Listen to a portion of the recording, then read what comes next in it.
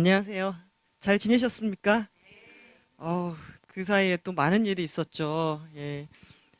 미세먼지가 점점 심각해지는데, 저는 중국 요인이 없다고 얘기하는 것도 안 맞는 것 같아요. 그러니까 중국 요인이 분명히 있어요. 그러니까, 국경을 넘어서니까. 그래서 오늘 보면은 환경부에서 한중일이 대기오염 정보라든지 시스템을 좀 갖추고 협력하자. 보면은 중국에서 이만큼 날아와서 우리가 이렇게 힘들 정도면은 중국 사람들도 거의 거의 엄청난 상황이거든요. 그래서 중국 내에서도 대기오염과 환경오염 문제를 심각하게 다루고 있어요. 근데 이제 이거는 중국 정부가에게 하라고 얘기를 해야 되는 측면들이 있고 협력하는 건 전 당연한 건데 동시에 그렇다고 우리가 배출량은 0은 아니잖아요. 우리도 배출이 많이 되는데 최근에 여러분도 생각하시기에 그래도 최근에 훨씬 더 심각해지고 있다라는 게 느껴지시죠? 근데 저는 이 여러 가지 논문이나 자료들을 보면 한반도 내에 대기 정체 현상이 얘기가 되고 있어요. 그러니까 이전에는 중국에서 이만큼 왔으면은 온 만큼 또 흘러가면은 안 남아 있는데 지금 서울도 그렇고 경기도도 그렇고 풍속이 떨어지면서 한 번 발생한 대기 오염 물질이 대기 중에 계속 머물러 있는 거예요. 근데 이게 기후변화와 연관이 있다라는 논문들이 나오고 있어요. 이 얘기는 이전 앞으로 기후변화의 영향이 세지면 세질수록 대기의 풍속이라든지 풍향 이런 데도 영향을 미치게 될 거고 그런데 한국 같은 경우에는 이 바람의 이 풍속이 떨어지는 형태로 나타날 거라고 예측이 되는 거예요. 그럼 어떻게 되는 거예요?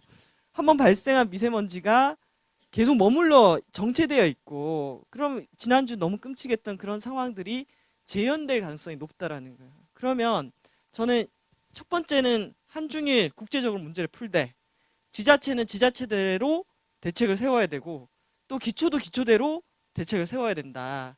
그리고 임시 방편이에요. 뭐 청정기 나눠주고 마스크 쓰는 거는 배출량 자체를 줄여야 돼요. 그러려면은 교통에 대한 시스템 전환 그리고 이 보통 그 경유차도 문제가 되지만 건설 기계라든지 산업 공정에서 배출되는 양이 많거든요. 그럼 이런 것도 바꿔야 돼요.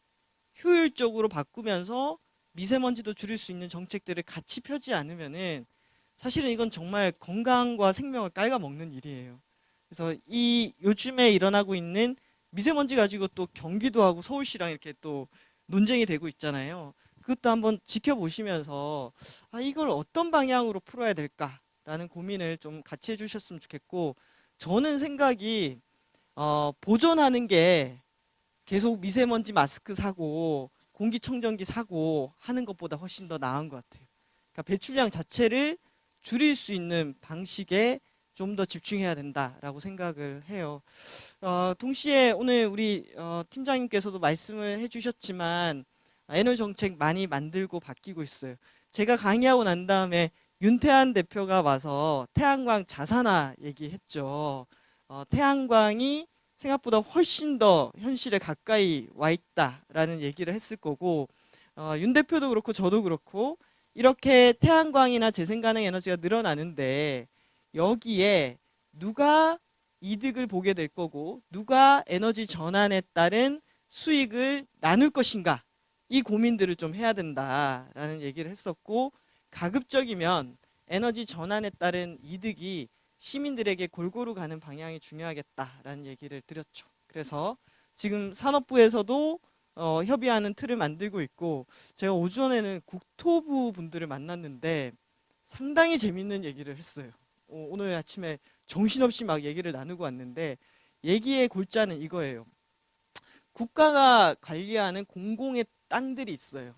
근데 이 땅들을 민간의 요구에 의해서 임대하기도 하거든요. 근데 최근에 그 땅에 대한 수요가 높아지고 있다는 거예요. 왜냐하면 태양광 설치할 공간들을 사람들이 찾고 있다는 거죠. 근데 이분의 고민은 그래도 국토의 소유이고 수상 태양광이나 이런 것들 이 수면이라 하더라도 그 수면을 만들기 위해서는 국가의 예산이 투입이 돼서 만들어낸 수면이란 말이에요. 요즘 수면 위에 수상 태양광도 많이 올리잖아요. 그럼 이런 것들을 민간 사업자에게 임대를 해줘서 민간이 수익 구조를 갖게 하는 것보다는 가급적이면은 공공의 공공의 공공성을 살려서 시민들이 같이 투자하고 시민들이 소유하고 운영하는 시스템으로 법이나 제도를 한번 만들었으면 좋겠다라는 고민을 하는 거예요. 그래서 저는 오늘 기뻤던 게 우리나라 국토부 공무원 중에서도 이런 고민을 하시는 분들이 있구나.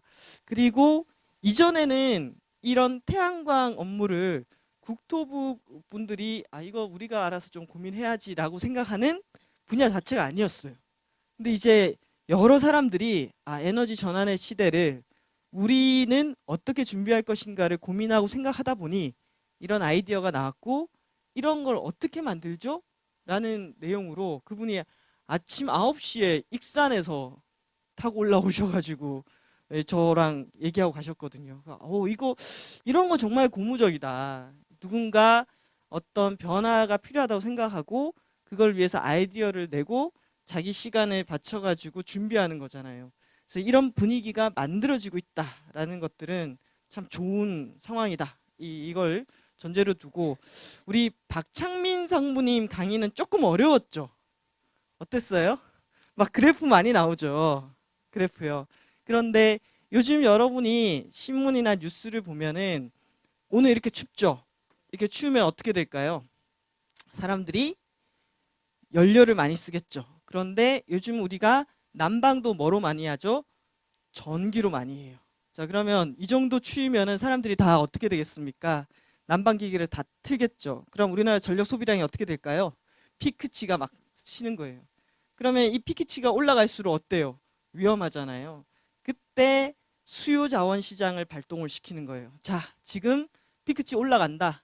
이렇게 올라가면 안 되니까 지금 수요 자원 시장에 전기 안 쓸 사람 지금 전기 떨어뜨려 가지고 소비를 낮추면은 줄인 만큼 계약한 만큼 돈으로 환산해 줄게 라는 수요 시장이 지금 한창 작동하고 있는 거예요.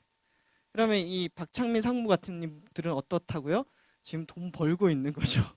기업들도 전기 남들 막 쓸 때 이때 우리가 줄여주면은 이분들은 그냥 가격보다 더 비싸게 팔 수가 있으니까 절약이 곧 에너지 생산이다라고 하는 것들이 지금 가장 막 발동하고 있는 거죠. 그래서 이런 게 만약에 이 시장이 없다면은 예를 들면 지금 원전 한 기, 두 기 정도 분량의 수요 자원 시장이 있는 거거든요.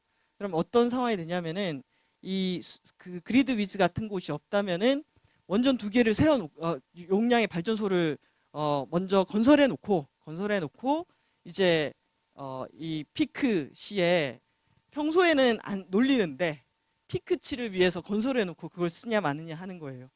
근데 수요자원 시장이 있으면은 건설 안 해놓고 있는 데서 까내리는 거예요. 그렇죠? 그럼 훨씬 더 국가 전체적으로는 자원을 미리 엄청나게 투입해서 필요할 때만 쓰는 방식으로 낭비하는 게 아니라 아예 투입하지 않고 있는 데서 계속 줄였다 늘렸다 하면서 이제 운영할 수 있는 그런 방식이 되기 때문에 수요를 줄이는 것도 자원이다. 그쵸? 수요 자원 뭐 이런 식으로 작동하고 있다라고 보시면 될 거예요. 약간 박창민 상무님께서는 아주 프로페셔널하게 설명을 하셨을 텐데 전 좀 이해하기 쉽게 이렇게 말씀을 드린 거고요. 그래서 지금이 이렇게 춥고 우리나라 전기 한참 쓸 때 이때 열심히 역할하는 게 수요 자원 시장이 가동되고 있다라고 보시면 되고 오늘도 여러분께서 뉴스를 한번 보시면은 오늘 그래서 전기 소비량이 막 치니까 시장이 작동했구나. 정부가 수요를 줄이기 위해서 수요 자원 시장을 작동했다. 이런 뉴스가 이렇게 나오는 거죠. 김소영 대표님 강의 들으셨죠? 뭔가 많이 한 것 같지 않아요? 예. 뭔가 많이 했어요. 그 동네는. 가면은 2011년도부터 이제 거기서 후쿠시마 이후에 좀 충격을 받고 뭔가 우리가 움직여야겠다. 우리나라도 원자력 발전소 너무 많다. 근데 동네에서 손 놓고 있는 것보다는 움직이자라고 하면서 이렇게 움직이기 시작한 게 거의 한 6년째가 됐고 거기서 성공과 실패를 좌충우돌 하면서 여러 가지를 해보신 거예요. 저희 여러분 이번 주에 가시죠? 맞죠? 그래서 성대골 가면 어떤 분들은 볼 게 없네 라고 생각하시는데 얘기를 듣고 가면은 그거 하나하나를 하기 위해서 상당히 자충우돌 했다라는 것들을 좀 보실 수 있을 거예요. 그래서 그 동네에 가면은 지금 어린이집에 그 동네에 있는 어린이집에는 다 태양광 올렸잖아요. 다 태양광 올리고 태양광만 올리는 게 아니라 그 어린이들을 대상으로 태양광 관련한 연극 같은 것들도 다 했잖아요. 그러면 어렸을 때부터 태양광에 대한 연극을 보고 우리 유치원 어린이집 지붕에는 태양광이 있어라고 자라난 어린이와 아니 이 어린이들은 훨씬 더 다른 생각을 가질 수 있어요. 그리고 인근에 있는 국사봉 중학교 그 중학교에서 꾸준히 동아리를 지원하고 학교 활동을 하고 이제는 국사봉 중학교에 태양광을 올리는 협동조합을 만드는데 그 협동조합에 학교 선생님도 출자하고 학부모도 출자하고 동네도 출자하고 저도 10만 원 출자했어요.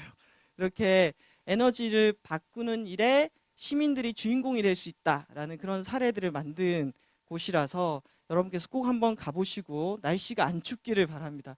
그리고 에너지 드림 센터 같은 경우에도 이 보면은 박원순 시장님도 원전 하나 줄이기를 했지만 그 이전에도 오세훈 시장도 에너지 쪽에는 상당히 기후변화 에너지 쪽에 관심을 가지고 정책들을 만들고 했었어요. 그 중에 하나가 이번에 가시는 에너지 드림 센터라고 있습니다. 그 드림 센터가 원래는 진짜 독일의 기술이나 이런 것들을 가지고 와서 에너지 제로 건물 그 건물 자체가 필요한 에너지를 자체적으로 해결하는 그 모델로 만들었는데 오세훈 시장 때는 그 모델을 만들면서 그 공간을 기업들에게 열어주는 공간으로 준비했었어요. 그런데 박원순 시장님 당선되면서 지금은 교육 공간이 좀 필요하다라고 해서 그 에너지 드림 센터를 어린이부터 시작해서 다양한 사람들이 와서 교육 받을 수 있는 공간으로 만들어 놨거든요. 그래서 여러분 가보시면은 건물과 에너지에 관한 것들 그리고 기후변화와 에너지 관련해서 어린이들이 배울 수 있는 것들 그리고 제가 요즘에 재미있기로는 거기서 만들어내는 교육 프로그램들이 매우 다양해요. 그러니까 과학과 연계한 어린이 청소년 교육 그리고 또 과학 기술자들을 불러가지고 어린이들 워크숍을 하기도 하고요. 프로그램들이 매우 다양해서 제가 보기에 여러분께서 이제 이런 공부를 하시고 활동하게 된다면은 가장 먼저 지금은 좀 쉽게 접근할 수 있는 게 에너지 기후나 이런 쪽을 강의하는 강사 역할을 좀 준비하게 되실 거예요. 그렇게 되면은 이렇게 10번 강의 들어서는 강의할 수 있는 게 아니잖아요. 그래서 집중 강의를 하기 위한 양성 과정도 있고 또 좀 멀긴 하지만 이 근처에서도 이 어린이들만 가르칠 수 있는 강의 교육 커리큘럼 같은 게 있거든요. 그런 것들을 개발하는 프로그램들이 있으니까 거기에 관심을 가져주셔도 매우 좋을 것 같아요. 그러니까 저는 여러분을 강의하는 사람이에요. 그런데 여러분이 중학생이나 초등학생한테 강의하면서 제 스타일로 하면 안 되거든요. 그렇죠? 언어라든지 아이들의 집중력이라든지 방식이 달라요. 그렇기 때문에 저는 초등학생 강의 요청 들어오면 저는 안 가거든요. 왜냐하면 제가 너무 무서워요. 선생님이 보면 어떻게 얘기할지를 모르겠는 거예요. 제가 알고 있는 용어나 이런 것들이 어려울 수 있거든요. 근데 여러분은 저한테 배우셔가지고 소화해서 중학생이나 초등학생을 가르칠 수가 있어요. 그것도 자기가 얼마나 시간과 노력을 투입하는가에 따라 달라져 있다라는 거고 제가 그 얘기 많이 했죠. 지난주에 파리 협정이라든지 사회가 빠르게 변하고 있어서 지금 이런 사회가 온다는 것을 미리 준비하고 교과 과정에 넣을 필요가 있는데 우리나라 지금 그런 속도가 매우 늦다라고. 그러면은 이제 시흥에도 많은 초, 중, 고 이런 학생들이 있을 거 아니에요. 그러면은 이들에게 최근에 이제 너무 국영수 중심으로 하다 보니까 환경이라든지 사회에 대한 인식 과목이 계속 뒤떨어지고 아예 교과목에서 빠지고 있거든요.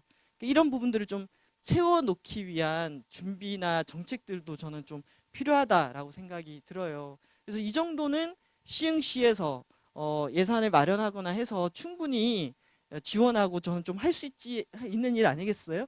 그래서 이번 교육을 계기로 그래서 이렇게 애써서 모이고 공부한 우리들이 다음 단계는 무엇을 할 수 있을까?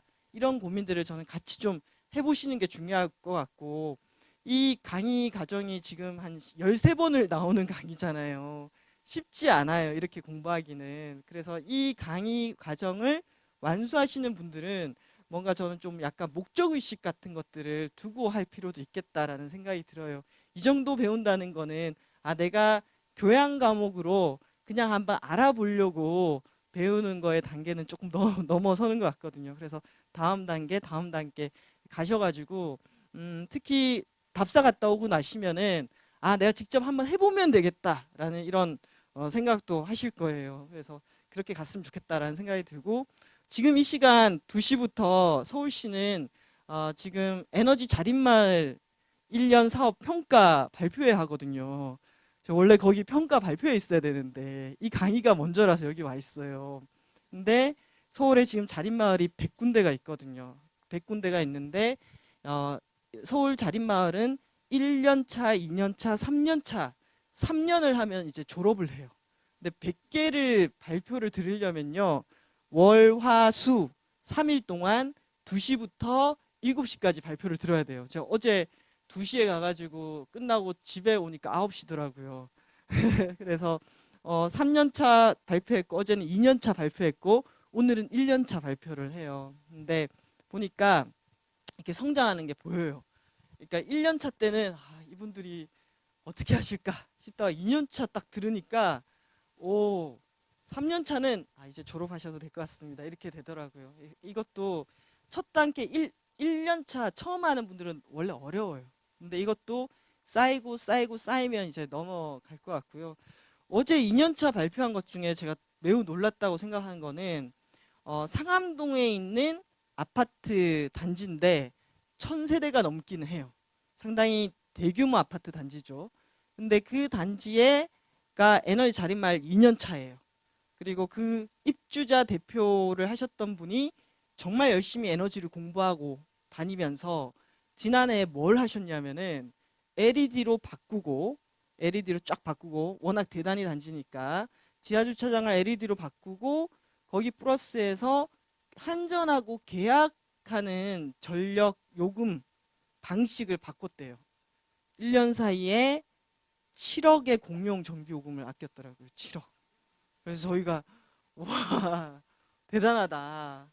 그래서 이건 뭐냐면은 시흥도 아파트 대단히 단지들이 많잖아요. 그렇죠? 그래서 효율 개선 효과 플러스 우리 아파트 단지가 계약하고 있는 계약 종 방식이 실제 전기요금에 어떤 방식으로 작동하는지를 알아서 컨설팅을 받으면은 이 에너지 요금을 공용, 특히 아파트 대단지에서도 획기적으로 줄일 수 있는 방법들이 있다. 그리고 그래서 최근에 이제 서울시가 고민하고 있는 게 그런 아파트 단지 대단지를 대상으로 한 수요 관리 컨설팅 같은 거 있잖아요. 그래서 이 아파트는 이런 거 하시면 좋을 것 같고, 태양광을 임대 방식으로 해본다라든지 아니면 계약종을 바꾼다라든지 이런 것들만 전담으로 하는 에너지 수요 관리사, 이런 사람들을 좀 양성해가지고 아파트별로 컨설팅을 가는 이런 방식도 한번 정책으로 고민해 볼 필요가 있겠다라는 생각이 들어요.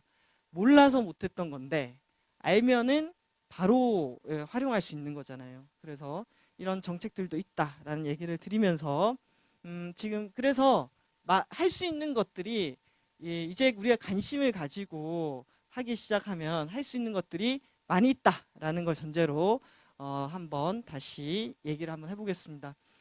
지난 시간에 이 얘기는 안 했던 것 같은데요. 자, 우리나라에 지금도 여전히 이제 원자력 발전소 24개가 있죠. 24개가 있고 석탄 발전소도 계속 지어지고 있어요. 안타깝게도 이제는 좀 멈춰야 될 때도 됐는데요. 자, 그런데 우리나라 전체 인구의 상당수가 수도권에 몰려 있죠. 그렇죠? 그러다 보니까 우리나라 전체 전기에 있어서도 인천 빼고 서울하고 경기도가 우리나라 전체 전기의 31%를 써요. 많이 쓰죠. 그런데 또 그런 발전소들은 이렇게 여기 보면은 영광이라든지 또는 경주 월성, 부산 구리, 그리고 경북 울진 다른 지역에 몰려 있다 보니까 거기서 전기를 많이 생산하죠. 많이 생산해서 근데 소비지는 여기 서울과 경기도에 있으니까 끌어와야 되다 보니까 그때 필요한 게 송전탑이 크게 필요합니다. 그래서 이게 지금 까만색 선 요거 있잖아요. 요게 지금 이미 설치되어 있는 765 초고압 송전탑. 전기를 한꺼번에 많이 생산하면은 또 한꺼번에 많이 보내려면은 그 용량을 감당할 만큼의 송전탑이 건설돼야 되는데 그래서 초고압 송전탑이 건설되어 있고 또 이 여기 울진에서 생산한 것을 이 백두대간을 넘어서 경기도까지 드리는 방식으로 또 전기가 넘어서 오게 됩니다. 자, 그런데 울진에 추가로 또 계속 건설되다 보니까 좀 요 라인 보이시나요? 요게 또 건설이 될 예정이에요. 아마 밀양에서 얼마나 많은 어르신들이 이렇게 고통받는 걸 봤는데 조만간 이 강원도가 이 송전탑 때문에 난리가 날 것 같아요. 근데 강원도만이 아니라 이 경기도도 송전탑 때문에 이미 난리가 나는 지역들이 있어요. 왜냐하면 자 여기 생각해 보시면은 여기서 들어왔던 이 파란색 라인이 어딘가 경기도 어딘가까지 들어와야 돼요. 그러면 초고압 송전탑 대규모 송전탑으로 들어왔다가 압이 너무 높으니까 고압이니까 이걸 전압을 낮춰가지고 이제 송전을 해야 되잖아요. 변전소 같은 것들이 필요한 거예요. 그럼 경기도에 변전소를 어디에 지을 것인가 라는 얘기가 나오고 그 후보지로 여주, 이천, 경기도 양평 이런 데가 얘기가 된 거예요. 자, 여러분이 여주에 살고 계시다. 그러면은 어떨 것 같아요? 막 반대. 그래서 지난 한 2년 동안 여주, 이천, 양평에서 상당히 반대 운동을 했어요. 근데 생각해 보면 우리 경기도가 몇 개의 시군으로 이루어져 있죠? 31개의 시군으로 이루어져 있어요. 근데 이 31개의 시군만 보더라도 어떤 상황이 벌어지냐면은 우리나라 전체적으로 보면은 발전 설비는 이 다른 지역에 있고 수도권이 쓰기만 하는데 경기도 전체로 보아도 경기도에서 전기 제일 많이 쓰는 지역이 어디일까요? 우리 화성, 시흥, 파주 LCD 단지 이런 데 들어가잖아요. 그래서 산업단지 많이 들어갔잖아요. 파주에 LCD 단지 딱 들어가면서 거의 막 전기 소비 급등했죠. 그래서 이렇게 딱 경기도를 이렇게 또 봐도 어떤 상황이 벌어지냐면은 이 경기 북부, 그다음에 경기 요쪽, 이 남쪽, 요쪽이 또 전기를 많이 쓰는데 송전탑이 들어가는 지역은 어디죠? 경기 동부 지역인 거죠. 여주, 이천, 양평. 거기 다 뭐 해요? 거기는 산업보다는 뭐가 많죠? 농사 많이 짓죠. 예. 그래서 이런 것들을 생각하면 너무 특정 지역이 막 송전탑 때문에 우리 죽겠다 이러고 있을 때 어떤 지역은 그냥 또 받아서 쓰기만 하는 지역들이 있다는 거죠. 그래서 이런 것들을 누군가가 너무나 이 전력 생산과 소비 때문에 고통받고 있다면은 그 고통을 덜어주기 위한 노력 같은 것들이 필요하죠. 그렇죠? 그래서 지난 이 서울 같은 경우에는 원전 하나 줄이기라는 정책으로 서울은 너무 소비만 했다. 서울에서 노력해서 원전 하나부터 줄여보자. 이런 원전 하나 줄이기 정책을 만들어서 하기 시작했고 2015년도에 이 문제가 경기도에 아주 심각하게 떠오르면서 경기도 도지사가 그때 저도 회의에 참석했었어요. 불러서 모은 게 뭐였냐면은 경기도도 에너지 계획이 필요하다. 봐라, 우리가 소비량이 계속 늘어나니까 당겨올 수밖에 없고 외부에서 안 주면은 경기도가 버티지 못하는 상황이잖아요. 그래서 우리 쪽으로 당기게 되니까 우리 지역에도 뭐가 들어와야죠? 송전탑이나 변전소가 들어오게 되는 거고. 그럼 이거를 해결을 좀 하고 대안을 만들어야 되는데 대안이 뭐냐라고 했을 때 그래 이제는 계속 강원도는 또 무슨 잘못이에요. 요즘 거기에 원전하고 석탄 계속 들어가려고 하고 있거든요. 강원도 무슨 잘못이에요. 그래서 심지어 그거는 백두대간을 넘어서 오잖아요. 그렇죠? 그래서 그렇게 되지 않으려면은 자립률을 높이자. 경기도가 수요 관리하고 재생 가능 에너지 늘리고, 경기도는 또 가스 발전 설비들이 들어가 있기 때문에 경기도가 자립률을 높여서 이런 외부로부터 당기는 거에 대한 대안을 만들자라고 하면서 만들어진 게 경기도 에너지 자립 2030 계획이에요. 경기도도 우리나라의 다른 지자체에 비해서 에너지에 대한 계획들을 좀 갖고 있는 지자체에 속하는 거죠. 그래서 경기도가 2030 계획을 만들면서 목표로 세웠던 게, 경기도의 지금 전력 자립률은 30%대다. 이 얘기는 뭐예요? 경기도민들이 쓰는 전기의 30%는 경기도에서 만들어내는데 나머지 70%는 어떻게 외부로부터 가지고 오는 거예요. 그래서 우리가 자립률을 높인다. 높이게 되면은 이렇게 끌어오는 비율을 어떻게 할 수 있어요? 줄일 수가 있는 거예요. 그래서 2030 에너지 자립 계획을 수립을 하고 좀 더 신경 써서 지역 에너지 센터라는 것을 경기도가 만들게 돼요. 여러분 마지막 강의에 경기 지역 에너지 센터장님 오셔서 강의를 하는 게 그때 정책 결정회에서 만들어진 센터의 센터장님께서 오시는 거예요. 그러니까 이런 것들은 이제 경기도가 하기 시작한 거고, 그래서 봤더니 경기도는 도지사가 아무리 의지가 있어도 31개 시군에서 참석을 해줘야 돼요. 그런데 31개 시군이 아직 관심이 없어요. 관심이. 그럼 이제 이 31개 시장 군수님의 관심사가 또 정말 다르거든요. 그래서 그러면 뭔가 하려면은 시군의 계획이 필요한 거 아니냐. 시군이 계획이 필요하다면은 계획을 짜라라고 하면서 경기도가 시군에다가 돈을 내려줘서 시흥 에너지 계획, 광명 에너지 계획 이런 계획을 짜라고 한 거예요. 그래서 시흥도 짜긴 짰어요. 그래서 시흥도 그 계획을 갖고 있다. 이 얘기는 우리 지역도 우리 지역에 맞는 에너지 계획을 갖고 있다라는 거고, 이 계획을 시민들이 잘 모르잖아요. 시민들이 잘 모르면은 이렇게 하려고 하는지 안 하는지 잘 모르니까 이제 본격적으로 그 계획을 좀 더 시민들에게 맞게 다듬고 잘 만들어서 실행할 일이 남은 거죠. 그래서 다른 지역에 비해서 경기도는 토대가 좋은 상황이다라는 얘기를 드리고 싶고, 그렇게 만들어진 계기가 바로 이 송전탑에 대한 건들이 매우 컸다라는 것들을 보시면 될 거예요. 저도 그리고 뭐 지진지대 위에 우리 이쪽 울산, 부산 이렇게 해서 경주 요 일대에 원전이 너무 많이 밀집해 있다. 그리고 우리나라는 특징이 좁은 땅덩어리에 너무 많은 사람들이 살고 있어서 사고가 난다고 하면은 이 지역에 너무 많은 사람들이 살고 있다. 그래서 영향이 만만치 않기 때문에 안전하려면은 원전에 대한 이 부분들을 이제는 더 이상 짓지 않고, 특히 노후된 월성 원전 이런 것들은 지진에 대한 대비력이 매우 떨어지기 때문에 만일의 사태를 고려해서, 또 월성 원전 같은 경우에는 옛날에 지어서 용량도 그닥 크지 않아요. 지금 짓는 것보다 훨씬 더 작거든요. 그럼 이런 것들은 빨리 조기 폐쇄하는 것이 안전을 위해서는 훨씬 더 저는 바람직하다라는 생각이 들고, 송전탑의 규모를 여러분은 잘 모르실 수도 있는데 여기 사람 2명 보이세요? 예. 이 정도, 이게 초고압 송전 765 초고압 송전망이에요. 예. 이런 게 한 60개가 지역을 관통한 게 밀양 사례예요. 그래서 밀양 어르신들이 그렇게 저항을 하셨던 거고, 어쨌든 지난 시간에 제가 말씀드렸듯이 이제 에너지에 대해서 알아야만 한 시기가 왔다.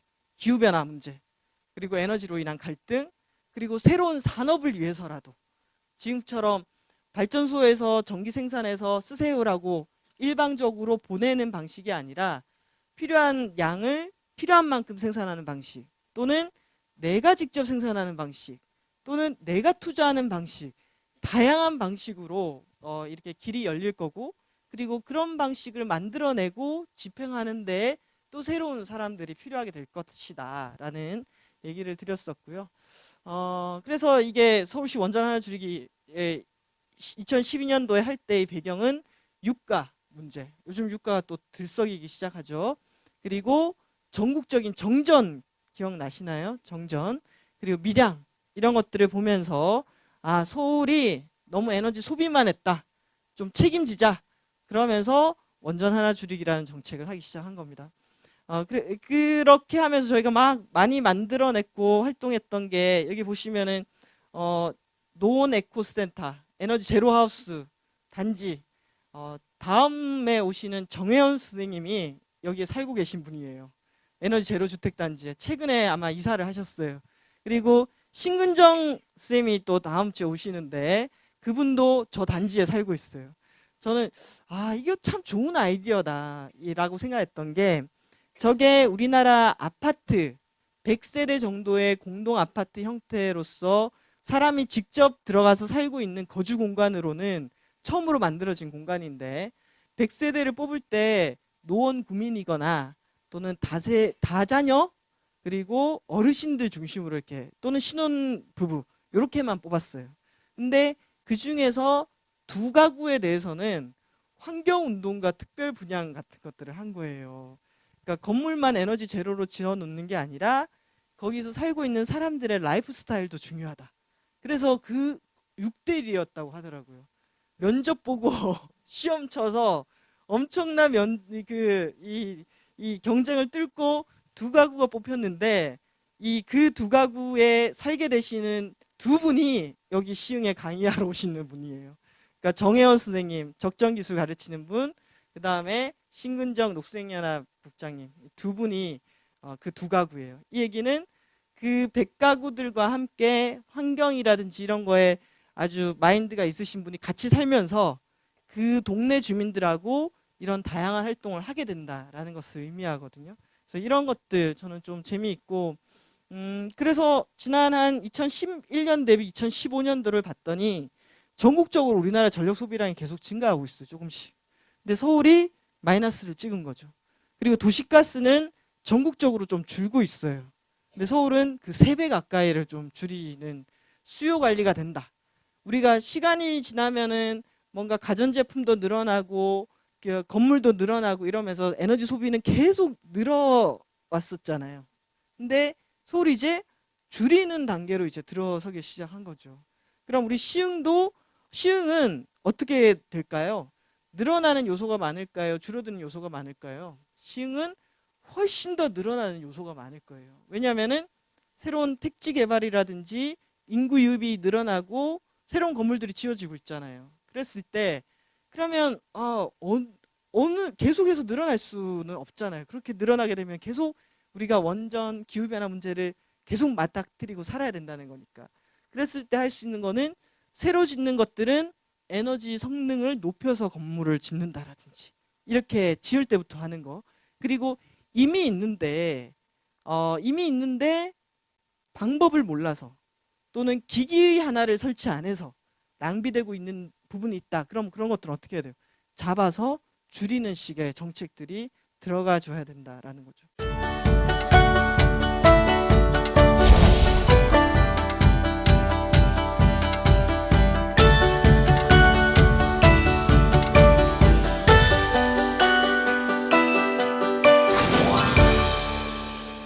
이게 경기도가 에너지 자립 2030 계획을 수립한 거예요. 그때 한창 논의하면서 경기도 신청사, 지금 경기도 신청사 지을 거잖아요. 그래서 바로 우리가 2030 계획을 발표를 하는데 신청사를 지으면서 예전 방식의 스타일의 빌딩으로 또 짓는 거는 이거는 모순이다. 그래서 설계를 다시 했어요. 설계를 다시 해서 에너지 자립률 한 60% 정도 되는 그런 건축물을 지어서 가는 것으로 이렇게 건축물 자체를 바꾸기 시작했고, 그다음에 이게 경기도는 공장이 많더라고요. 공장을 보면은 지붕이 넓죠. 그래서 공장 지붕을 위해서 태양광 발전기를 이렇게 올렸어요. 그리고 여기 보면은 이게 수상 태양광이거든요. 안성에 있는 금광 저수지에다가 수상 태양광을 이렇게 해서 안성시랑 이렇게 해서 올린 케이스고, 그다음에 보면은 경기도에 아직 도시가스 안 들어가는 곳들이 있어요. 도시가스가 안 들어가요. 그런 곳들은 사실은 도시가스하고 석유 난방하면 어느 게 훨씬 더 싸요? 도시가스 훨씬 싸거든요. 그럼 이분들한테는 이게 가구 수가 너무 적어서 파이프라인으로 가는 것 자체가 너무 큰 비용이 드는 거예요. 그래서 이런 분들한테는 오히려 에너지 자립 마을로 태양광이나 이런 것들을 하는 방식으로 유도한다라든지 이런 정책들이 2015년도부터 본격적으로 펼쳐지기 시작했고, 그렇게 해서 해봤더니 진짜 자립도가 본격적으로 또 올라가기 시작하더라고요. 그리고 이거 보면은 2015년 대비 2016년인데 신재생 에너지 시설 설치 어떻게 됐어요? 1년 사이에 3.5배가 증가한 거예요. 그래서 경기도는 서울보다 훨씬 더 좋은 조건을 가지고 있다라는 것들을 보여주는 거고요. 자, 요게 이게 제가 개발한 것 중에 하나예요. 서울시 계획 세우면서 서울도 경기도도 좀 비슷한 게 지붕 위에 태양광 올린 거 여러분 많이 봤죠? 그게 3kW짜리예요. 자, 우리나라 4인 가족 평균 전력 소비량이 한 달에 약 340kWh 정도를 써요. 그럼 전기요금으로 치면 아마 4만 원대 정도 나오게 될 텐데, 여러분 쓱 지나가다가 지붕 위에 주택 위에 올려진 게 3kW인데 3kW가 한 달에 한 300kWh 정도를 생산해내요. 그러면은 4인 가족이면은 그걸로 자립 가능한 구조거든요. 그래서 주택 태양광 보급 사업을 지금도 하고 있어요. 지금 올해 같은 경우에는 정부 보조가 50% 정도거든요. 그러면 그 3kW를 올릴 때 필요한 돈의 절반을 내가 내고 정부에서 50%를 보조를 받아서 태양광을 쉽게 올릴 수가 있어요. 근데 태양광은 자기가 전기를 얼마나 쓰는가에 따라서 내가 태양광을 올린 데 투자한 돈을 회수하는 데 걸리는 기간들이 다 달라요. 그렇죠? 그래서 전기를 좀 대가족이라서 우리 아무리 아껴도 한 달에 전기를 600kWh 정도 쓴다. 그러면은 빨리 태양광을 설치하시는 게 전기요금을 장기적으로 아끼는 지름길이에요. 그래서 이런 게 어떤 가족의 형태이고 건물이 어떻게 돼 있고 이런 거에 따라서 좀 다른 거죠. 그래서 태양광도 아마 여러분도 그러면 우리 집은 어떨까? 우리는 비용이 어떻게 될지 막 궁금하죠. 이런 것들을 컨설팅 해주는 사람들도 필요한 거죠. 아주 정확하게. 자, 그래서 그런 거를 설치를 해야지 가정에서 직접 태양광 생산에 참여할 수 있는데, 제가 서울 계획을 만들다 보니까 서울은 그런 저층 주거주택 단지 자체가 거의 없어요. 거의 없는 건 아니고 있긴 하지만 드물어요. 한 60% 이상이 아파트 구조죠. 우리 시흥도 아파트 엄청 많죠. 공동주택.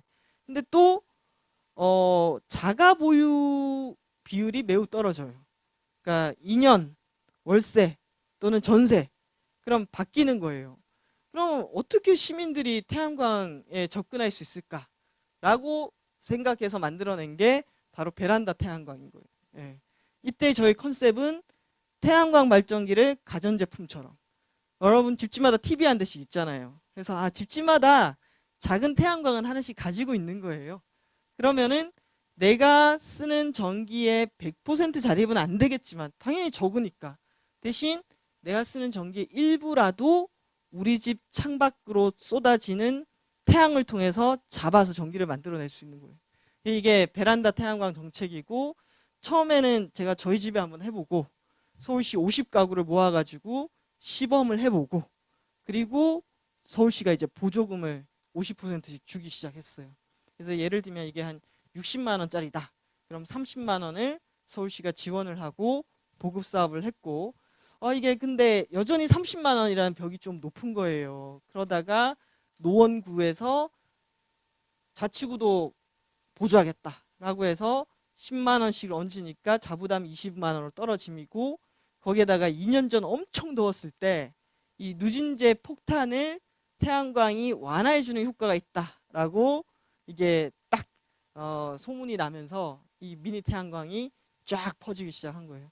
지금 4만 세대, 4만 가구가 미니 태양광을 설치한 걸로 나와요. 제가 어제 그 자립마을 심사하면서 끝나고 매우 인상 깊었던 게, 자립마을이 1년차, 2년차거든요. 거기에 이제 김포 쪽에 가면은 고덕 LIG 아파트라는 곳이 있는데 거기가 자립마을 1년 차를 하고 난 다음에 지난해 발표를 하면서 그 발표하시는 주민께서 이런 얘기를 하셨어요. 아, 그 미니 태양광 자꾸 하라고 그러는데 이런 거는 성과도 없고 별로 의미 없다. 라고 이렇게 얘기를 하셨어요. 그래서 제가 조금 놀랐죠. 아, 자립마을인데 미니 태양광 성과가 없다라고 이렇게 그건 평가로 이제 받아들여야 되는 거니까. 근데 성과가 좀 있을 텐데 이게 상당히 이 주민분들 발표하시면서 좀 이렇게 주장이 세신 분도 있잖아요. 주장이 되게 강하시다 정도였어요. 근데 올해 2년 차 해놓고 난 다음에 어제 그분이 발표를 하셨어요. 발표를 했는데 딱 비교표 그 가구 하기 전 하고 난 후 비교표를 딱 보여주시면서 하시는 얘기가 뭐냐면은 미니 태양광이 편차는 있다. 편차. 그러니까 햇빛이 잘 드는 곳, 가리는 곳. 그런데 확실히 전기요금 절감 효과가 있다라고 발표를 하시는 거예요. 그래서 제가 끝나고 물어봤어요. 지난해랑 입장이 달라지셨어요? 이렇게 했더니 달라졌다고 이런 얘기를 하시더라고요. 그래서 이것도 좀 태양광이나 이런 것들을 할 때 어려운 것은 있어요. 왜냐하면은 딱 똑같이 태양광이라는 제품이 있어도 집의 방향이라든지 그 집이 전기를 얼마나 쓰는가에 따라서 느끼는 체감이 다 다른 거예요. 예. 그리고 또 태양광이 만능은 아니에요. 태양광이 만능이 아니라서 이게 사람들은 태양광 하면은 무한의 전기가 나올 줄로 아시는데 이 태양광 패널 같은 경우에는 20년 정도 전기를 생산해내요. 그리고 당연히 시간이 가면수록 효율은 어떻게 되겠습니까? 떨어지게 돼 있어요. 그리고 소모품으로 인버터라는 게 들어가 있어요. 근데 인버터의 수명은 약 5년 정도예요. 그래서 이런 것들을 정확하게 알고 내가 여기에서 전기 요금은 얼마만큼 줄일 수 있고 대신에 인버터는 이렇게 갈아야 되고 그럼에도 불구하고 나는 이 정도는 감내할 수 있고 이런 것들을 얘기를 하면서 하나하나씩 바꿔가야 되는 게 있다고 생각해요. 그래서 저는 뭐가 나빠, 좋아가 아니라 정확하게 아는 게 중요해요.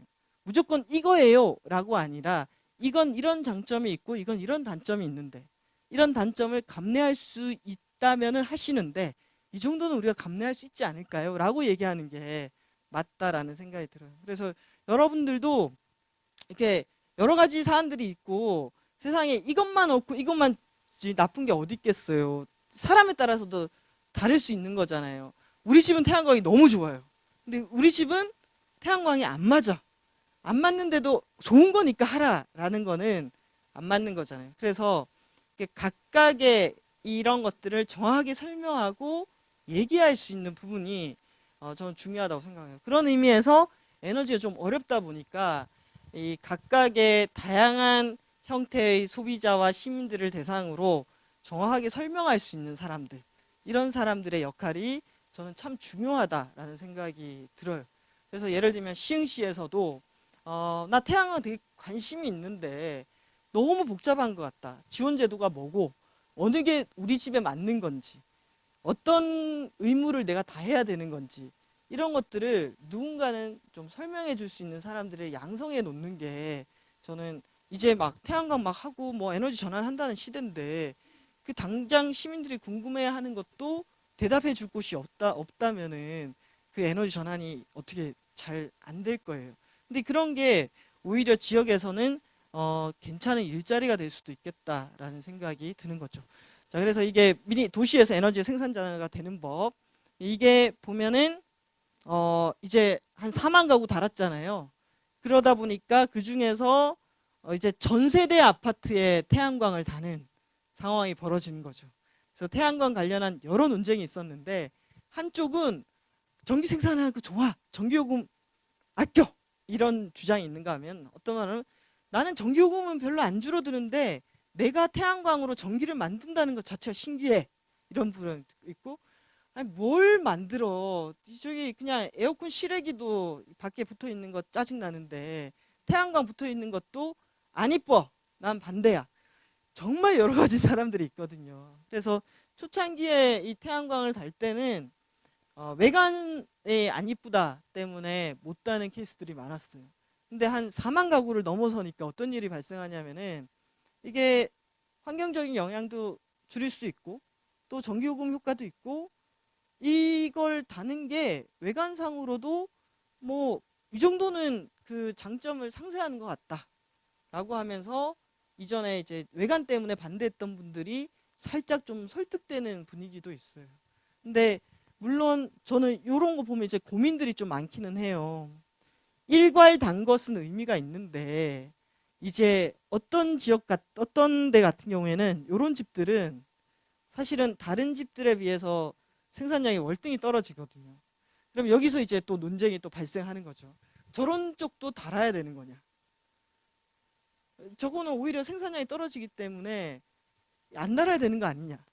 그래서 여러 가지 얘기들이 지금 오고 가고 있는 상황이에요. 근데 저는 한 가지 그 결론이 어떻게 나든 간에 사람들이 도시에서 에너지 문제에 대해서 토론하고 얘기하기 시작한다는 거. 그리고 또 이 아파트도 재밌는 게 여기는 아파트마다 장기 처리 수선 충당금이란 게 있죠. 이게 여유가 남은 거예요. 이걸 어디에 쓸까 고민하다가 우리 미니 태양광 달자 이렇게 된 거죠. 그랬을 때 사람들이 막 모여서 회의를 했어요. 웅성웅성 회의를 하면서 아, 우리 너무 좋아. 우리 완전 쫙 생산량 좋아. 그런데 아파트 1, 2, 3층, 1층 특히 아니 아파트 1층은 뭐에 가려요? 좀 나무나 이런 데 가리는 거예요. 거기에 태양광을 설치하는 건 누가 봐도 아닌 거죠.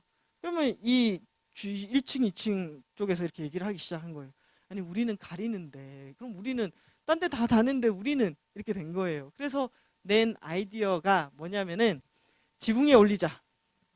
지붕 위에 달고 하나씩 연결해 줄게.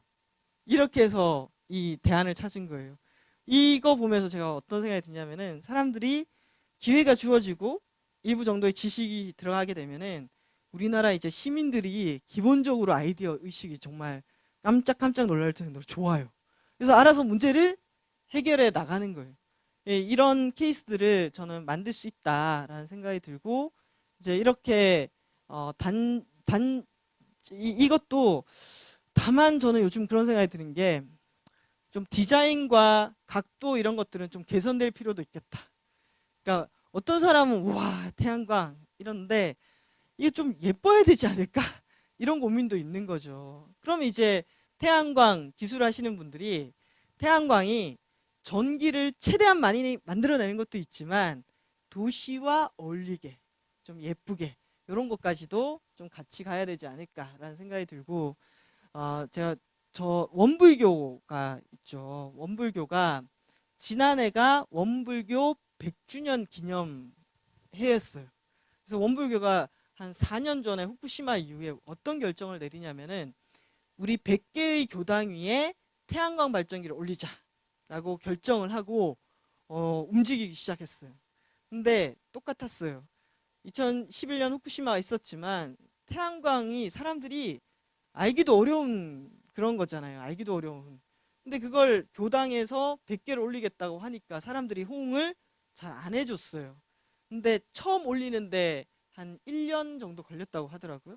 근데 1년 처음 올리고 두 번째, 세 번째, 네 번째 딱 올리니까 그 이후로는 확 늘어나가지고 지난해 실제로 100개의 교당 위에 태양광을 다 올렸어요. 그리고 저도 여기에 둥근 햇빛 발전 협동조합을 만들어서 이 조합 어떤 거는 자가용 태양광 올려서 자기 교당에서 직접 쓰는 거 이런 규모가 있는 거는 전기 팔아서 수익을 조합원들에게 나눠주는 거 그리고 어떤 거는 그냥 미니 태양광 이렇게 있는데 제가 둥근 햇빛 발전 협동조합 조합원이에요. 제가 2천만 원 투자했는데 4% 매년 받고 있고 그렇게 둥근 햇빛 발전 협동조합에서 여기만 올리는 게 아니라 오늘 그 네팔의 포카라라는 해외에 태양광 발전기 오늘 준공식했거든요. 그래서 이제 국내만이 아니라 좀 전기가 절실히 필요한 해외에도 이렇게 올리고 전달하는 역할을 하고 있어요. 그래서 매우 의미가 있고 또 최근에 서울시하고 천주교의 추기경님 만나가지고 계획을 협약을 했어요. 성당의 지붕 위에다가 태양광을 올리는 것으로 서울에서는. 그래서 이렇게 보면은 좀 종교계가 또 에너지 전환이나 이런 쪽으로 나설 수 있는 부분들이 있다. 그리고 서울에 가면은 청파교회도 태양광 올려가지고 전기를 팔아서 전액을 에너지 복지 기금으로 지역 주민들에게 나눠주거든요. 그리고 이 불교 같은 경우에는 이 부처님 오신 날 등 하잖아요. 어느 순간 그 등을 다 LED로 다 바꿨어요. 그래서 조금씩 종교계에서도 에너지 전환을 받아들이는 이런 현상들이 일어나고 있다라는 거고요. 자, 이제 좀 직업적인 관점에서 제가 몇 가지 얘기하고 잠시 쉬도록 하겠습니다. 이런 걸 하려면은 이런 걸 할 수 있는 다양한 영역에서 사람들이 필요해요. 그래서 사람들을 준비하는 게 상당히 중요한데, 이게 제가 독일에서 가본 100% 에너지 자립 캠퍼스예요. 대학 캠퍼스가 있는데 그 대학 캠퍼스에서도 에너지를 쓰겠죠. 근데 그 캠퍼스 안에 필요한 모든 에너지를 자체적으로 대학에서 생산을 해내요. 그러다 보니까 여기 잘 보이시면 여기 창가가 있는데, 제가 여기 2008년도에 갔거든요. 창가에 태양광 전지판을 달아놨어요. 창가가 아니라 창문 유리에. 그러면 유리로 이렇게 햇빛이 들어오면 그걸로 전기 만드는 거예요. 그리고 이 친구가 앉아 있잖아요. 요 앉아 있는 이 조형물 지하는 거대한 물탱크예요. 그래서 빗물을 받아서 물을 활용을 해요. 그리고 이건 대학 기숙사인데 에너지 제로 건물로 지어져 있고, 이거는 대학에서 달리는 내부 버스 같은 건데, 이 유체 그려져 있죠. 유체 씨를 짜가지고 경유 대신에 바이오 디젤로 만들어서 쓰는 거예요. 그래서 모든 운송, 난방, 전기 모든 게 캠퍼스 안에서 해결이 되는데, 이렇게 하는 것 자체도 중요하지만 여기가 환경 전문 대학이에요. 그러니까 여기서 학생들에게 뭘 가르치냐면은 도시계획과 에너지, 도시를 설계하고 계획할 때 어떻게 에너지를 고려해서 지을 거냐, 그리고 물과 에너지. 여러분, 물 있잖아요. 우리 물 틀면 나오잖아요. 근데 이렇게 물이 틀면 나오게 하려면 어떻게 해야 되죠? 엄청난 압으로 밀어줘야 되는 거예요. 그때 다 쓰이는 에너지가 뭐다? 전기나 에너지라는 거예요. 예. 그래서 어떻게 도시를 관리하면은 물을 순환시키고 만드는데도 에너지를 최소화할 수 있을까? 빗물 이용하는 걸로 들어가는 거예요. 건축과 에너지, 농업과 에너지, 폐기물 관리와 에너지, 이런 식으로 접근하고 있다라는 거고요. 그래서 요즘에 제가 거의 원고를 끝내고 있습니다. 지금 이제 원고 거의 끝난 게 기후변화와 직업에 관한 원고인데요. 결국 기후변화든 에너지 전환이든 하려면은 뭐가 제일 중요하죠? 저는 사람이 제일 중요하다고 생각해요. 사람이 어떻게 준비하는가. 그랬을 때 먹고 입고 사는 곳이 바로 달라져요. 먹는 거, 지금까지 로컬 푸드, 어떻게 하면은 농업을 통해서 이 먹는 걸 생산하는데도 기후변화의 영향을 덜 줄 수 있을까? 이런 시스템으로 농업이 바뀌어야 될 거고요. 우리가 옷을 하나를 만들어도 그 옷을 제작하고 또 버리는 전 단계에 에너지가 쓰이는 거잖아요. 그러면은 이 패션 디자이너가 되려고 해도 이제는 기후변화를 알아야 되는 거예요. 자, 우리나라에서도 의류 산업이 바뀌는 거예요. 우리나라 확실하게 트렌드가 봄, 가을이 어떻게 되고 있어요? 짧아지고 있는 거예요. 그리고 여름은 더 덥고 겨울은 더 춥고, 그러면 사람들이 어떤 걸 찾게 되죠? 따뜻한 옷, 시원한 옷, 기능성 소재를 찾게 되는 거예요. 그래서 옷감을 어떻게 만드는가, 어떤 기능을 갖고 있는 옷을 원하는가, 이런 게 기후변화에 따라서 달라지는 의류업계의 트렌드예요. 그와 동시에 옷을 만들고 또 버리기까지 전 과정이 다 뭐예요? 다 에너지가 필요한 일이기 때문에 이걸 어떻게 최소화할 수 있을까라고 하면서 기후변화를 생각하는 디자이너들의 모임, 이런 게 있어요. 그리고 기후변화 의상 패션쇼 같은 것들도 하고요. 그래서 개발해내는 게 어떻게 하면은 친환경으로 하되 기후변화에 영향을 덜 미치는 거. 그러다 보니까 옥수수 전분 같은 거로 이제 섬유를 만들기도 하고요. 그리고 디자인할 때부터 재단을 완벽하게 해서 버려지는 옷감이 없도록 한다라든지, 그다음에 다림질하지 않아도 되는 섬유, 이런 것들이 이제 새로운 의류업계의 트렌드로 만들어지고 있는 거예요. 그래서 여기 보면은 SK 야구단 유니폼이죠. 이 유니폼 뭐로 만들어졌냐면은 페트병에서 뽑아서 만든 거거든요. 그래서 이런 식이 새로운 산업이 될 수 있다라는 거고, 먹을거리는 여전히 소농이 중요하고 토종 씨앗, 이런 것들을 좀 강조해야 되는 측면들이 있고요. 그리고 이런 연구 많이 하고 있어요. 미래 식량은 곤충이다. 왜냐하면 이게 이제 유엔 식량 농업 기구 이런 데서 나오는 거예요. 보면 우리가 단백질을 얻기 위해서 육류를 소비를 하는데, 사실은 전 세계에 우리가 만들어지는 곡물의 절반 가까이가 가축들이 먹어요. 그쵸? 그래서 가축들이 먹고 물도 먹고 폐기물도 만들어내고, 그러니까 이 또 소 같은 경우에는 여러분 어린이들 중에 정말 좋아하는 책 있잖아요. 소 방귀의 세금을, 그거 메탄 나오기 때문에 세금 매겨야 된다. 그 책 참 저는 참 좋은 책이라고 생각해요. 그래서 애들이 똥 이런 거 얘기하면 정말 너무 좋아하는데, 근데 이게 메탄 가스가 강력한 온실가스거든요. CO2가 1의 영향이라면은 메탄 가스는 22배예요. 그러다 보니 전 세계 농업 분야에서 배출되는 메탄으로 인한 온실가스 영향이랑 전 세계 자동차가 기후변화에 미치는 영향이랑 거의 같다고 보거든요. 그래서 육류 소비를 조금이라도 줄이자. 플러스해서 육류 대신에, 육류가 하는 역할이 단백질인데, 단백질은 만들어내는데 기후변화의 영향은 적게 미치는 식량자원 했더니 이제 곤충이 부각하기 시작한 거예요. 그래서 여기 보면은 체중 1kg당 이산화탄소 배출량을 봤더니 소는 2850g, 귀뚜라미는 1 이렇게 된 거예요. 그러면서 곤충이 좀 각광받는 이런 미래 식량으로 부각되고 있고, 우리나라에도 6가지 종류가 식용 곤충으로 이제 승인을 받았어요.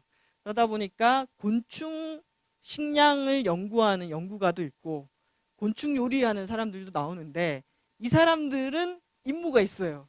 임무가 뭐냐면은 혐오감을 줄이면서 식량으로 만들 수 있는 음식으로 만들 수 있는 방법, 이런 것들을 고민하고 있더라고요. 그래서 제가 막 찾아보니까 우리나라에도 곤충 요리 전문점이 있어요. 그래서 빠삐용의 식탁이라고 이렇게 있고, 여기 일본에서는 이렇게 곤충 초밥만 전문으로 하는 데도 있기도 하더라고요. 그래서 이거는 힘들다 이랬는데, 그다음에 이 사진이 제가 제일 좋아하는 사진이에요.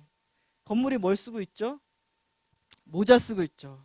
이게 바로 단열이 그만큼 중요하다라는 거예요. 요즘 새로 짓는 건물들은 덜한데 1층 저층 주거지에 겨울에 난방을 켜놓고 이렇게 적외선 카메라를 딱 쏴보면은 온통 이렇게 붉게 나와요. 이 붉게 나온 건 뭐냐면은 열이 바깥으로 새어 나오는 거예요. 그래서 이 열을 막아주고 개선하는 것만으로도 난방비도 줄일 수 있고 에너지 비용도 줄일 수 있는 거거든요. 그래서 여기 보시면은 이제 건물의 에너지 효율 등급을 붙이실 거예요. A부터 시작해서 G. 이제 유럽 같은 경우에는 자동차도 등급제가 딱 있어요. 그래서 프랑스 같은 경우에는 CO2 많이 한다. 그러면 세금이 매우 높고, 적게 배출한다. 그러면은 낮게 배출 CO2 배출량으로 이렇게 기준을 두거든요. 이제 건물에도 A, B, C, D, E 등급이 있어가지고 이렇게 되는 거고, 이런 게 바로 이 보면은 외벽하고 안 사이에 이분이 지금 뭘 집어넣죠. 이게 뭐냐면은 단열재 보강하는 거예요. 예. 그리고 나중에 여러분이 에너지 제로 주택 단지나 이런 데 가보면은 설명을 하나하나 들을 수 있어요. 진짜 잘 해놨더라고요. 그러니까 이번에 에너지 드림 센터 가시고 노원 이지센터 가면은 거기에 건물을 지을 때 단열재를 외단열을 하는 게 나은 건지 내단열을 하는 게 나은 건지 어떤 측면들이 건물의 에너지와 연결되는지를 진짜 잘 설명해 놨더라고요. 그래서 그런 것들. 자, 그러면은 이제 내가 커서 나 건축가 되겠어 라고 하는 친구들은 어떤 걸 봐야 되는 거예요? 이제 건물 지을 때 이런 건물을 지어야 되는 거예요. 우리나라도 2025년부터 너무 늦긴 해요. 2025년부터는 모든 공공건물과 어느 정도 규모 이하는 반드시 에너지 제로 건물로만 짓도록 돼 있어요. 그러면 이제 세계적인 트렌드가 이렇게 가면은 지금부터 시작해서 한 2020년대 건축가가 되려는 친구들은 뭘 고민해야 돼요? 건물과 에너지를 반드시 같이 담을 수밖에 없는 거죠. 그러니까 이렇게 기후변화 심해지는데 에너지에 대한 소비를 억제하는 쪽으로 제도가 마련될 거 아니에요. 그러면 이제 건축가가 되려고 하는 사람들의 마인드에 기후변화와 에너지가 들어가 있어야 되는 거죠. 그래서 이게 노원 제로주택이고 교통도 이번에 미세먼지 보니까 교통이 어떻게 바뀌어야 되는가, 대중교통이 얼마만큼 훨씬 더 편해져야 되는가, 이런 것들도 정책적으로 매우 중요해요. 그래서 저는 이번에 보면은 대중교통을 편리하게 인프라를 훨씬 더 강화해야 돼요. 그래야지 사람들이 나홀로 차량을 좀 줄일 수 있어요. 그런 의미에서 시흥은 교통 인프라를 좀 훨씬 더 저는 좀 강화하는 것들이 필요하다. 보면 여기 오려고 해도 정말 한 번씩 저희 부천역인가요? 내려가지고 버스 타고 오면서 여기는 교통이 나아질 수 있는 걸까? 뭐 여러 가지 고민들을 하게 되는데 그러니까 접근권이 있어야 되거든요. 예, 뭔가 공적인 접근성을 강화해야지 사람들이 차량을 덜 가지고 다녀야 돼요. 그래서 이런 거. 그 다음에 제가 정말 최근에 가보고 충격받은 게 송도의 신도시. 거기는 자동차가 없이는 너무 힘들더라고요. 저 전철역에 내려가지고 한동안 멍했어요. 내가 강의 장소를 가야 되는데 어떻게 가지? 이런 생각이 들었어요. 그러니까 거의 미국식으로 돼 있어요. 거기는 상가도 안 들어가 있고 그냥 아파트 단지 그리고 쇼핑센터, 그 진짜 미국식으로 돼 있더라고요. 그러면서 생각한 게 세종시를 가봐도 그렇고 충남의 내포신도시를 가봐도 그렇고 송도도 그렇고 도시계획가들이 우리나라가 무슨 미국 같은 땅덩어리인 줄 아는가 봐요. 그래서 지금 우리가 짓고 있는 이 신도시들은 기후변화와 에너지적인 설계에는 너무 안 맞게 자동차가 없으면은 생활이 불가능하게 이렇게 만들고 있는 거거든요. 이게 도시계획이나 이런 측면들이 좀 많이 바뀌어야 돼요. 예. 이거는 제가 보여드렸죠. 지난 시간에. 안 보여드렸나요? 지붕 위에 태양광 올리고 그 태양광으로 전기 만들어서 사용하는 거. 그럼 영상을 제가 보여드리겠습니다. 자, 이게 있고요. 그다음 이거는 의사 인력, 의료 인력 확충도 매우 시급해요. 폭염, 그다음에 기후 변화로 인한 질병, 아열대성 기후대로 변화. 그러면은 이제 우리나라에 아열대 질병 연구하는 사람들 극히 드물 거 아니에요, 그렇죠? 근데 새로운 질병들이 만들어지고 있거든요. 그래서 이런 쪽도 필요하고, 그래서 다양한 영역에서 지금 집을 짓거나 먹거나 옷을 디자인하거나 또는 배출권 거래 시장, 지난 시간에 제가 말씀드렸죠. 배출권을 서로 거래한다. 말씀드렸죠. 예. 그러면은 CO2가 눈에 보여요, 안 보여요? 안 보이죠. 이걸 거래하려면은 그걸 계산하는 사람이 있어야 되고요. 자, 이걸 계산에 부풀릴 수도 있어요. 검증하는 사람도 있어야 되고요. 거래 시장도 있어야겠죠. 그래서 각각의 기업마다 배출권을 제어하고 관리하는 사람들이 다 뽑혀서 일을 하고 있거든요. 이런 게 바뀌는 세상의 트렌드다. 그렇기 때문에 이제 뭔가를 하려면은 기후변화와 에너지 부분이 어떻게 바뀌는지를 감을 가지고 모든 영역에서 준비하고 대비하는 것이 중요하다. 이런 얘기를 드리면서 저희가 10분을 쉬도록 하겠습니다. 네.